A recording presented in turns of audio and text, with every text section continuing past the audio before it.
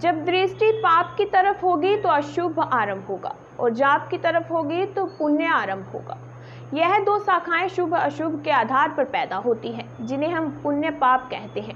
7 तत्वों में मूल रूप से 2 ही तत्व हैं, जीव और अजीव। जीव ने अजीव के निमित्त से 5 तत्वों को पैदा किया है, जिनमें 2 परमुखी दृष्टि से बने हैं, 2 अंतर्मुखी दृष्टि से बने हैं एवं एक दृष्टि के स्वरूप में हमेशा की लीनता से बने हैं।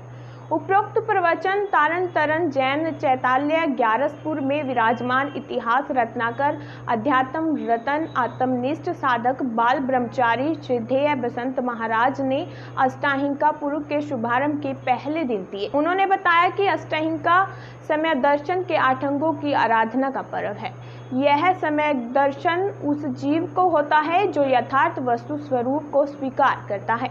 महाराज ने 7 तत्वों की विस्तार से चर्चा करते हुए बताया कि जैसे तुम पर मैं रमते थे, वैसे अब अपने में रमो। वह दृष्टि जो परनोमुखी होकर पर में रमती थी, वो दृष्टि अब अंतर्मुखी होकर अपने आप में रमने का पुरुषार्थ करने लगी।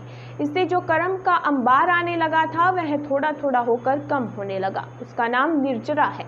और थोड़े थोड़े कर्मों के जाने में जो सुख है, तब वहाँ सारे कर्मों का अभाव हो गया। अपने आप में दृष्टि ठहर गई और उसका नाम है मोक्ष। अखिल भारतीय तारण तरण जैन युवा परिषद राष्ट्रीय इकाई के सदस्य राजेश जैन मंदिरवाला ने बताया कि यह पर्व 8 दिनों की आराधना के हैं। कोरोना संक्रमण के दौर में सामाजिक दूरी को ध्यान में रखते हुए श्रद्धेय महाराज जी के प्रवचनों को सोशल मीडिया के माध्यम से देश भर में निवासरत समाज बंधुओं को प्रसारित किया जा रहा है। ग्यारसपुर से संजीव सोनी की रिपोर्ट।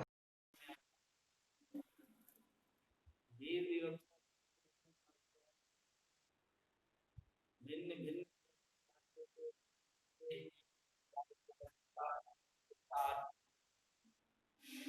27 या 9 या 7,